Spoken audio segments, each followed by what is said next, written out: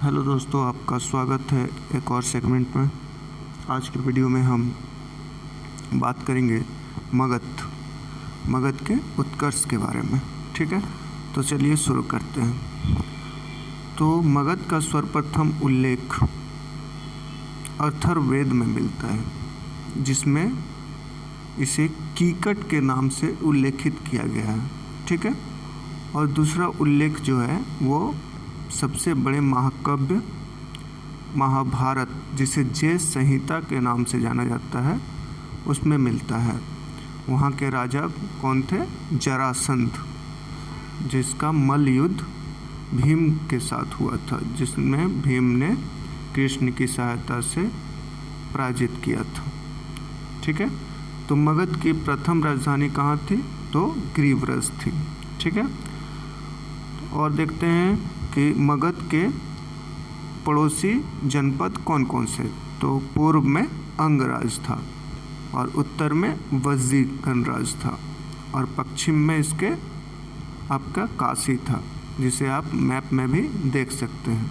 ठीक है, नेक्स्ट है, हमने मगध के टॉपिक को मौर्य काल का आधार बनाकर इसे 3 भाग में बांटा है, जिसमें मौर्य काल से पूर्व का मगध, मौर्य काल और मौर्य काल के पश्चात का मगध।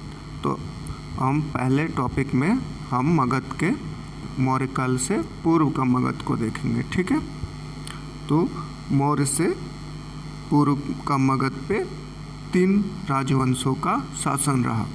तो पहला राजवंश था हिरण्यक राजवंश, जिसका समय काल 544 ईसा पूर्व से 412 ईसा पूर्व तक रहा।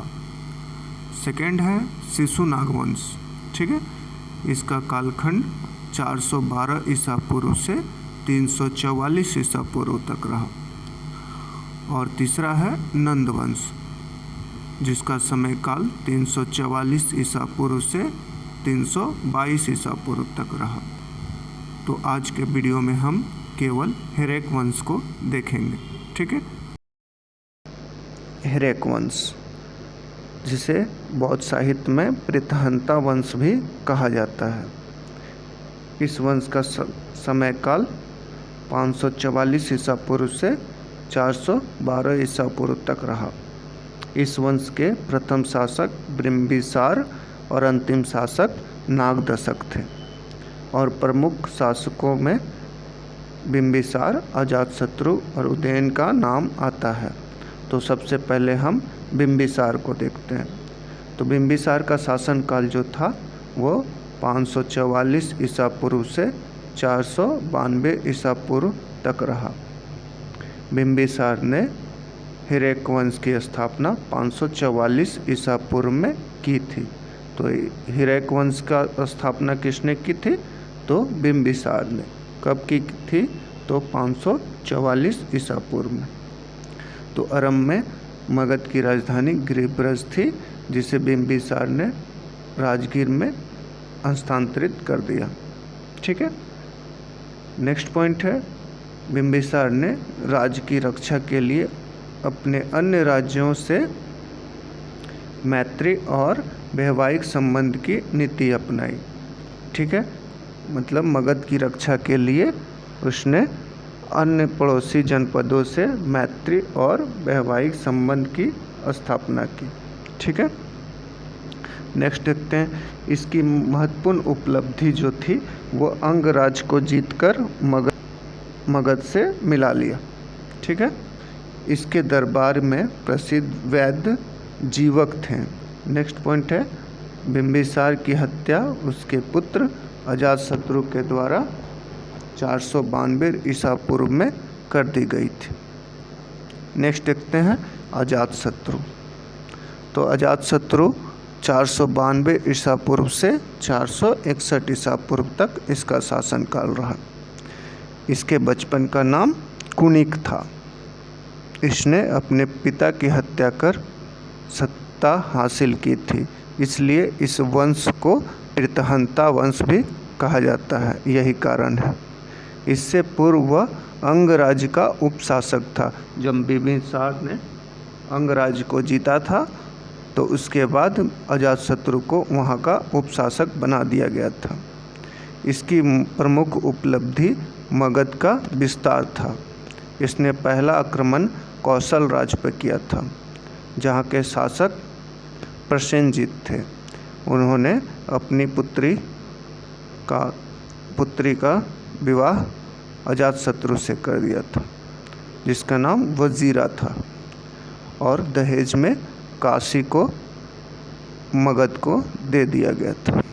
सेकेंड आक्रमण जो था वो वज्जी गणराज्य पर किया गया था और अपने सेनापति वस्कार की सहायता से वज्जी गणराज्य को जीत लिया था। इस युद्ध में 2 तरह के नए शस्त्र का उपयोग किया गया था। तो पहला शस्त्र था महाशिलाकंटक और दूसरा था रथ मूसल, और तीसरा राज्य था मल्ल राज्य, जिसकी राजधानी कुशीनगर थी, जहाँ महात्मा बुद्ध का महापरिनिर्वाण हुआ था। ठीक है, याद रहेगा। अजातशत्रु के समय ही महावीर और बुद्ध की मृत्यु हुई। ठीक है, अजातशत्रु ने महात्मा बुद्ध की अस्थियों को कुशीनगर से लाकर राजगीर में स्तूप का निर्माण करवाया था। बौद्ध धर्म की पहली संगति 483 ईसा पूर्व में राजगीर में संपन्न हुई थी, और ये किसके शासनकाल में हुआ था? तो अजातशत्रु के शासनकाल में। ठीक है, उदयन था, जिसका समय काल 461 ईसा पूर्व से 444 ईसा पूर्व तक। शासक बनने से पूर्व उदयन अंगराज का गवर्नर था। इसने भी अपने पिता अजातशत्रु की हत्या कर सत्ता हासिल की थी। इसकी महत्वपूर्ण उपलब्धि पाटलिपुत्र नगर की स्थापना तथा बाद में मगध की राजधानी के रूप में बनाया।